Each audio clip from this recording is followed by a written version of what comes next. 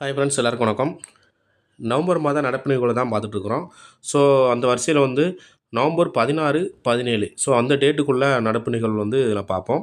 ஃபஸ்ட்டுன்னு பார்த்தீங்கன்னா, வாக்காளர் பட்டியல் திருத்தப் பணிகள் தொடர்பான தகவல்களை பெற 1950 என்ற எண்ணை பயன்படுத்தலான்னு தமிழக தேர்தல் துறை சொல்லியிருக்கு. சரிங்களா? எந்த எண்ணுன்னு கேட்டிங்கன்னா 1950. சரிங்களா? அது 2வது கொஸ்டின் பார்த்தீங்கன்னா, சென்னை மியாட் மருத்துவமனையில் புதிதாக அமைக்கப்பட்டுள்ள ரோபோட்டிக் அறுவை சிகிச்சை தொடங்கி வைத்தவர் யார் அப்படின்னு பார்த்தீங்கன்னா சுப்பிரமணியன். சரிங்களா? இந்த மருத்துவமனைனா சென்னை மியாட் மருத்துவமனை ரோபோட்டிக் அறுவை சிகிச்சை. சரிங்களா? யார் தொடங்கி வைத்தனா சுப்பிரமணியன் அவர்கள். சரிங்களா? அடுத்து 3வது கொஸ்டின் பார்த்தீங்கன்னா, ஒடிசாவின் 24 கடலோர கிராமத்திற்கு யுனெஸ்கோவின் சுனாமி தயார்நிலை அங்கீகாரம் வழங்கப்பட்டது. சரிங்களா? ஒடிசாவில் 24 கடலோர கிராமத்திற்கு யுனெஸ்கோங்கிற அமைப்பு சுனாமி தயார்நிலை அங்கீகாரம் அப்படின்னு வழங்கியிருக்காங்க. சரிங்களா? சுனாமி தயார் நிலைன்னு அப்படி ஒரு அங்கீகாரம் யுனெஸ்கோ ஒடிசாவுக்கு வழங்கப்பட்டிருக்கு. எத்தனை கிராமம்னா 24 கடலோர கிராமத்திற்கு. சரிங்களா? அடுத்து பார்த்தீங்கன்னா 4வது கொஸ்டின், லட்சுமி பாண்டார் திட்டம் மேற்கு வங்கத்தில் 1000 மற்றவருக்கு 500. சரிங்களா? அதாவது லட்சுமி பாண்டார் அப்படி திட்டம் மேற்கு வங்கத்தில் உள்ள எஸ்சி எஸ்டி அவங்களுக்கு 1000 ரூபாவும் மற்றவர்களுக்கு 500 ரூபாய் வழங்குறாங்க. சரிங்களா? அதாவது லட்சுமி பாண்டார் திட்டம் எங்கே அறிவிச்சிருக்காங்கன்னா மேற்கு வங்காளத்தில். அதுங்க எஸ்சி எஸ்டிக்கு 1000 ரூபா கொடுக்குறாங்க, மற்றவங்களுக்கு 500 ரூபா கொடுக்குறாங்க. சரிங்களா? அடுத்தது பார்த்தீங்கன்னா 5வது கொஸ்டின், இந்திய ஊடக சேவை மசோதா 2024. சரிங்களா? இந்திய ஊடக சேவைகள் மசோதா 2024 தனிநபர் மசோதாவாக எம்பி வி சிவதாசனார் முன்மொழி செஞ்சுருக்கிறாங்க. சரிங்களா? அதாவது தனி மசோதா யார் மொழிஞ்சிருக்காங்கன்னா வி சிவதாசனார். யாருன்னா கேரளாவோட இந்தியன் கம்யூனிஸ்டாக இருக்கிறாங்க. யாருன்னா சிவதாசனார். சரி, ரொம்ப முக்கியமானது. இந்திய ஊடக சேவைகள் மசோதா 2024 யார் தாக்கல் செஞ்சுருக்காங்கன்னா சிவதாசனார். அடுத்தது 6வது கொஸ்டின், தமிழ் இசை சங்கம் 2024 ஆண்டுக்கான விருது 68 இசை பேரறிஞர் விருது தமிழ் இசை கவிஞர் யாருன்னா விஜி பாலசுப்ரமணியம் வாங்கியிருக்கிறாங்க. சரிங்களா? என்னன்னா தமிழ் இசைக்கவிஞர் யாருன்னா விஜி பாலசுப்ரமணியம் தமிழ் இசை சங்கத்துக்கான 2024க்கான 68வது இசை பேரறிஞர் விருது யார் வாங்கியிருக்காருன்னா விஜி பாலசுப்ரமணியம். அவர் ஒரு தமிழ் இசைக்கவிஞர். அடுத்து பார்த்தீங்கன்னா 15ஆம் இசை பேரறிஞர் விருதை யாருன்னா நாகநாத தேசிகர் வாங்கியிருக்காங்க. சரிங்களா? ஸோ 15ஆம் இசை பேரறிஞர் விருது யார் வாங்கியிருக்காருன்னு பார்த்தீங்கன்னா நாகநாத தேசிகர் வாங்கியிருக்காங்க. அடுத்து 8வது பார்த்தீங்கன்னா, டெலிகிராம் சேவை தொடங்கியது எதுன்னு பார்த்தீங்கன்னா டிஎன்பிசி புதுசாக இப்போ டெலிகிராம் சேவை தொடங்கியிருக்கிறாங்க.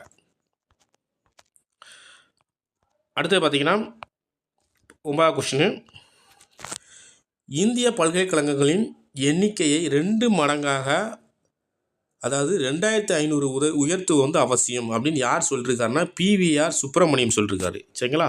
எத்தனைனா 2 மடங்காக உயர்த்தணும் அப்படின்னு சொல்லியிருக்காங்க. ஏதோ பார்த்தீங்கன்னா இந்திய பல்கலைக்கழகத்தோட எண்ணிக்கை. சரிங்களா? இந்தியன் யூனிவர்சிட்டியை 2 மடங்காக உயர்த்தணும்னு பிவிஆர் சுப்பிரமணியம் சொல்லியிருக்காரு. அடுத்து பார்த்தீங்கன்னா 10வது கொஸ்டின், ஹாக்கி இந்தியா சார்பில் நடைபெற்ற தேசிய ஆடவர் சாம்பியன்ஷிப் போட்டியில் முதல் பட்டத்தை கைப்பற்றியது யார் அப்படின்னு பார்த்தீங்கன்னா ஒடிசா. சரிங்களா? ஒடிசா வின் பண்ணிட்டாங்க. யார் தோல்வி அப்படின்னு பார்த்தீங்கன்னா ஹரியானா தோல்வி. சரிங்களா?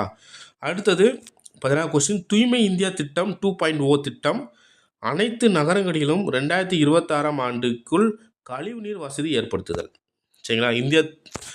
அதாவது தூய்மை இந்தியா திட்டம் 2.0 முக்கிய நோக்கம் என்ன அப்படின்னு பார்த்தீங்கன்னா 2026க்குள்ள கழிவுநீர் வசதி ஃபுல்லாக ஏற்படுத்தணும் அப்படிங்கிறதான்.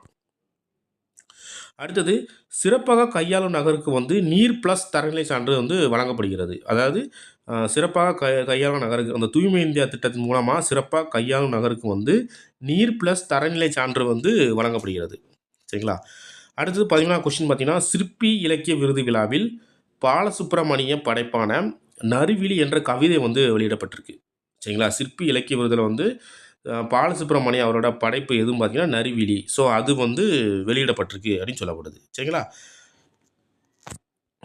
அடுத்து 13வது கொஸ்டின், நியூ இந்தியன் எக்ஸ்பிரஸ் இலக்கியத்திற்கான ராம்நாத் கோயங்கோ வாழ்நாள் சாதனையாளர் விருது ஆங்கில எழுத்தாளர் ரஸ்கின் பாண்டுக்கு வழங்கியிருக்கிறாங்க. சரிங்களா? வாழ்நாள் சாதனையாளர் விருது யாருன்னா ரஸ்கின் பாண்டுக்கு வழங்கப்பட்டிருக்கு. ரொம்ப முக்கியமானது. சரிங்களா? அடுத்தது 14ஆம் கொஸ்டின்,